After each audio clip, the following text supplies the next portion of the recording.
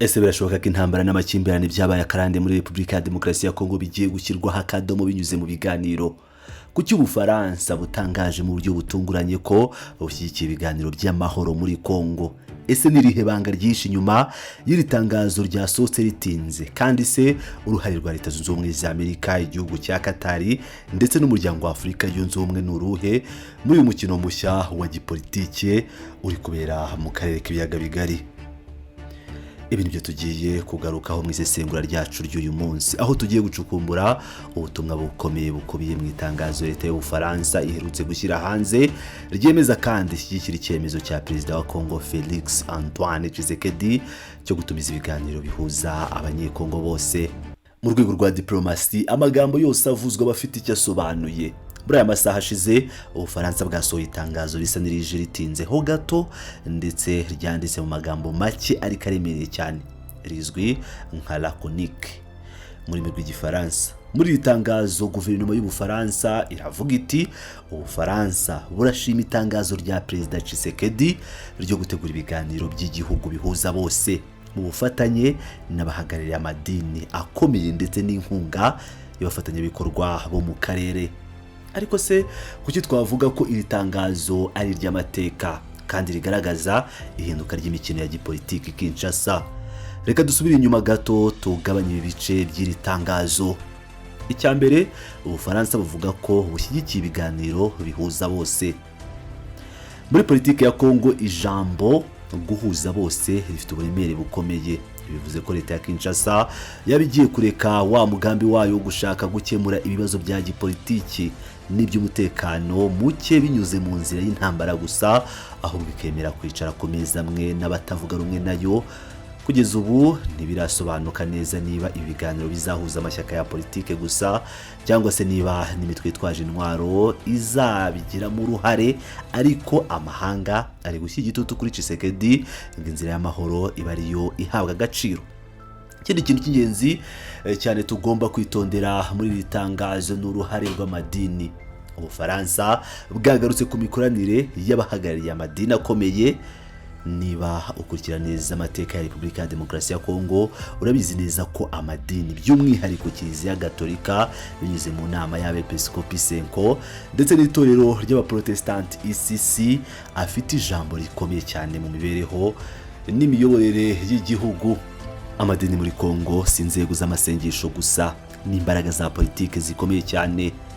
Urugero, mu mwaka wa 2016 ubwo igihugu cyari kigiye kugwa mu manga kubera ikibazo cya manda ya Perezida Joseph Kabila, Kiliziya Gatolika niyo yagize uruhare mu guhuza abanyapolitike.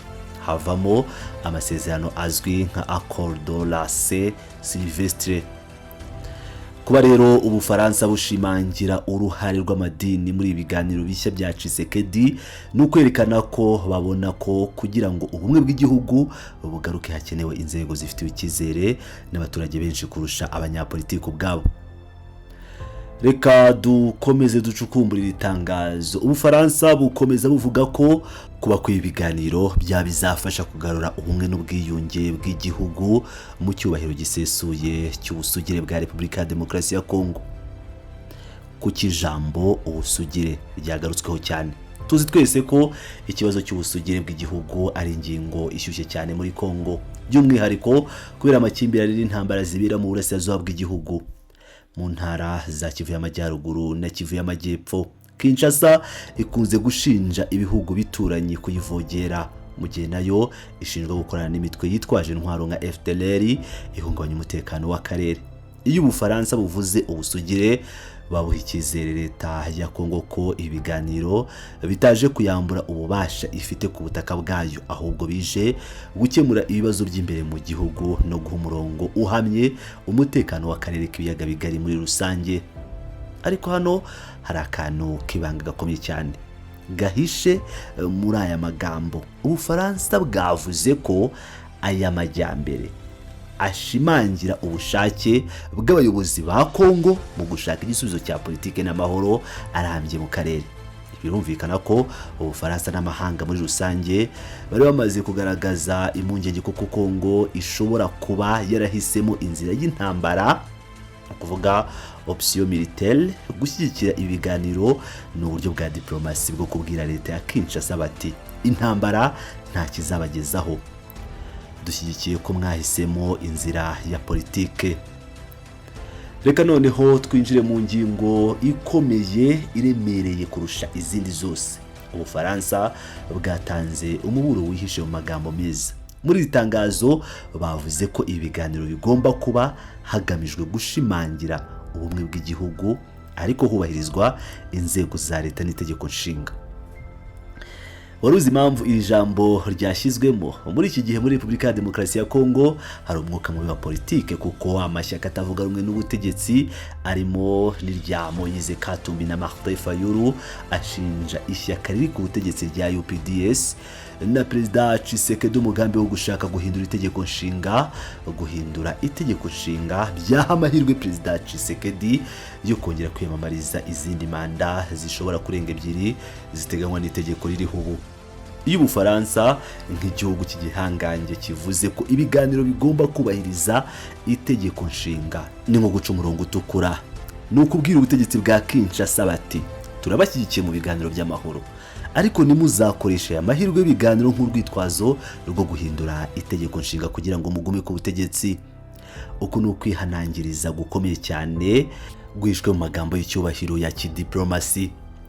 Niba wumvaga ko ari bigusa wibeshye. Iri tangazo ry'Ubufaransa ryashyize hanze ibanga ry'abahuza mu bibazo bya Congo benshi batari bazi ko bari gukorana. Ubufaransa bwavuze ko uyu mugambi wa TSHISEKEDI uje kunganira imbaraga z'ubuhuza zisanzwe zikorwa kandi bazishyira ku murongo. Leta Zunze Ubumwe za Amerika, igihugu cya Qatar ndetse n'umuryango wa Afurika Yunze Ubumwe.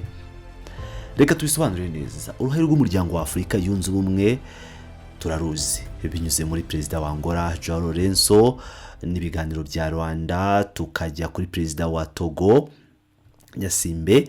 Hakomeje gushakwa inzira y'amahoro ihuza u Rwanda na Repubulika ya Demokarasi ya Congo. Uruhare rwa Leta Zunze Ubumwe za Amerika narwo ntirwihishe. Twabonye inshuro nyinshi abanyamerika binyuze mu rwego rwabo rw'ubutasi na diplomasi basaba impande zihanganye guhagarika imirwano. Amerika yakunze gutanga amasaha 72 y'agahenge inshuro nyinshi mu burasirazuba bwa Congo ivuga ko ishaka guha umwanya inzira ya diplomasi. Amerika ifite inyungu zikomeye mu mutekano w'akarere, haba mu bucuruzi bw'amabuye y'agaciro n'ingamba zayo zo gukumira imbaraga z'Uburusiya n'Ubushinwa muri Afurika. Nitwibagirwe amasezerano ya Washington yahuje impande zihanganye ibihugu by'u Rwanda na Repubulika ya Demokarasi ya Congo, aho yashyizweho umukono na Perezida w'u Rwanda Paul Kagame ndetse na Perezida TSHISEKEDI. Amasezerano yahagarariwe na Perezida Donald Trump, aho hari n'abaperezida bose bo mu karere bari bahamagajwe. Reka noneho twerekeze ku gihugu cya Qatar. Igihugu cya Qatar ni igihugu gito cyo mu burasirazuba bwo hagati ariko gifite amikoro ahambaye, no kuvuga imbaraga z'amafaranga. Mu myaka ishize Qatar yigaragaje nk'umuhuza ukomeye cyane mu makimbirane atandukanye muri Afurika, urugero nko muri Chad no muri Darfur. Mu bibazo by'akarere kacu, Qatar yagiye ishyiramo imbaraga zayo yaba mu guhuza M23 ndetse na Repubulika ya Demokarasi ya Congo, ndetse no gutanga inama ku rwego rwo hejuru mu ibanga, ndetse n'ibyagiye bigaragara yaba amasezerano atandukanye yagiye ashyirwaho umukono hagati y'abahagariye M23 ndetse n'abahagariye leta ya Kinshasa. Kuba rero Ubufaransa bwemeje mu buryo bweruye uruhare rwa Qatar ni ikimenyetso cy'uko ubuhuza buri kugenda bufata intera ikomeye, kandi ibihugu by'ibihangange byahagurukiye gushakira hamwe umuti w'ikibazo cya Repubulika ya Demokarasi ya Congo bidasubira inyuma. Mu gusoza isesengura ryacu niki twakwiga kuri iyi nkuru? Iri tangazo ry'Ubufaransa ni ikimenyetso kigaragara cy'uko leta ya Kinshasa iri koswa igitutu cyane n'amahanga kugira ngo ihagarike umwuka w'intambara, aho gishakire igisubizo mu biganiro bya politiki. Ni inkuru nziza ku bashaka amahoro mu karere, kuko ibiganiro bihuza bose ni umuti wonyine ushobora gukiza ibikomere by'abanyekongo n'akarere kose muri rusange. Gusa ibibazo biracyari byinshi. Ese ubutegetsi bwa TSHISEKEDI buzabyubahiriza ntibuhindura itegeko nshinga nk'uko Ubufaransa bwari basabye? Ese amadini azabasha kunga abanyapolitiki bamaze igihe barebana y'ingwe? Ese imitwe yitwaje intwaro yose izemererwa kwinjira muri uyu mwuka mushya w'ubwiyunge? ibyo nibyo tuzakomeza kubakurikiranira umunsi ku munsi uko amakuru azagenda atugeraho. Turabashimira cyane mwebwe mukomeje kubana natwe muri aya masesengura yacu yimbitse ku makuru ashyushye y'akarere. Niba mukunze isesengura ntimwibagire gukanda kuri subscribe cyangwa sabone bitewe n'uri mukoresha, mukande na like kugira ngo mugaragaze ko mushyigikiye akazi dukora, kandi mudusigire igitekerezo cyanyu muri comments. Ese mubona ibiganiro Tshisekedi yahamagariye abanyekongo bizatanga umusaruro ufatika ku mutekano w'akarere kacu? Murakoze cyane, twongere duhurire mu nkuru itaha.